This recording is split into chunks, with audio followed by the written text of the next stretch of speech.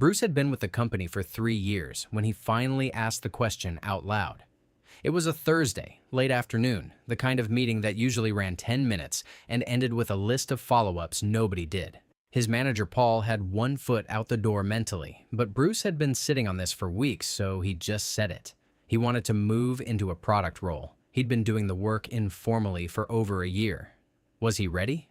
Paul leaned back, said he saw real potential there. Said the timing was tricky, that there was actually an internal opening right now, but mid-cycle was a hard moment to come in without the formal background. Said the smarter play was to build more visibility first. Get recognized in his current role, then make the move from a stronger position. Maybe 6 months. He said it the way people say things when they think they're helping. Bruce thanked him and went back to his desk. He trusted Paul. Paul was straight with him.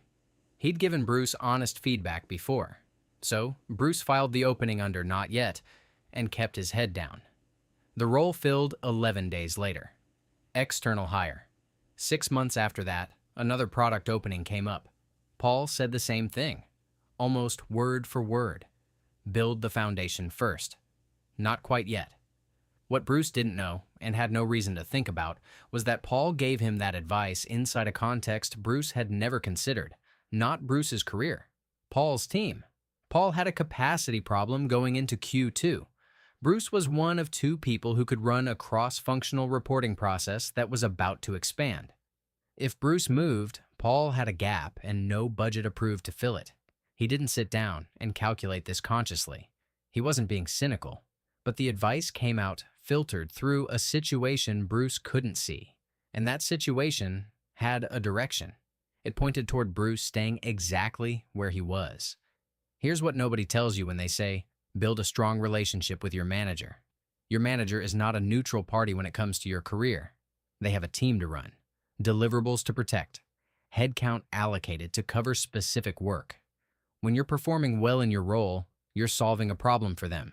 When you leave that role, you become one. The advice they give you isn't usually dishonest, but it's almost never complete.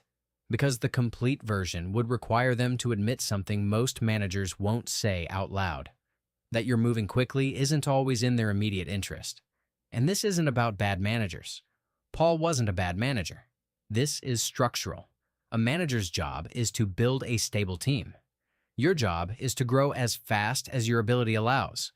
Those goals overlap a lot, but they're not the same goal. And when they pull in different directions, the advice gets shaped by the gap. Usually without anyone noticing it's happening. There's a second thing that makes this hard to see from the inside. Your manager typically knows more about your internal trajectory than you do. They know how you're perceived 2 levels up.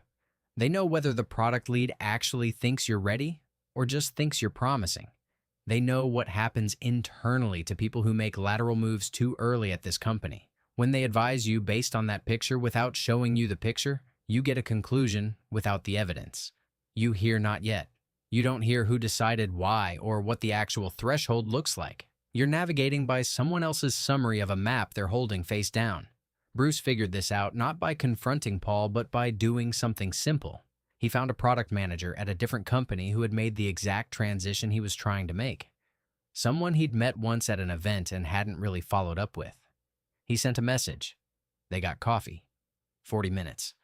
In that conversation, Bruce got more usable information about what product hiring actually looks for, what the real gaps in his background were, and what a realistic path looked like than he'd gotten in 18 months of check-ins with Paul. The difference wasn't that she knew him better. She barely knew him. The difference was that she had no stake in where he stayed. Career advice has a source problem. The people most likely to give it to you are the people closest to you inside your current situation. Your manager, senior colleagues, people in your department, they know you well. They're also embedded in the same structure that benefits from your current position. The people with no stake in that, external peers, people who already made the move you're trying to make, hiring managers in the function you're targeting, those people are better positioned to tell you the truth. They have no reason to slow you down. They also have no reason to tell you what you want to hear. They'll just tell you what's real.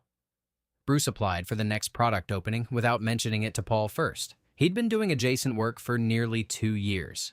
He knew the gap in his formal background because someone outside his organization had told him exactly what it was.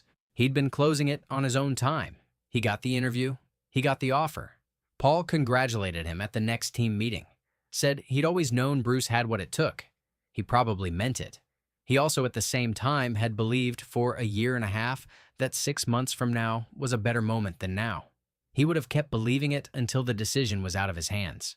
Your manager can tell you how you're performing, how you're perceived internally, what this organization rewards. That's real information, and it's worth knowing.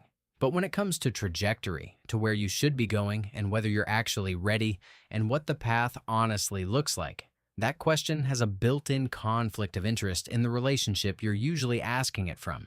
The person with the most to gain from your answer staying the same is rarely the right person to ask what your answer should be. Bruce still has a good relationship with Paul. He just stopped asking him which door to walk through.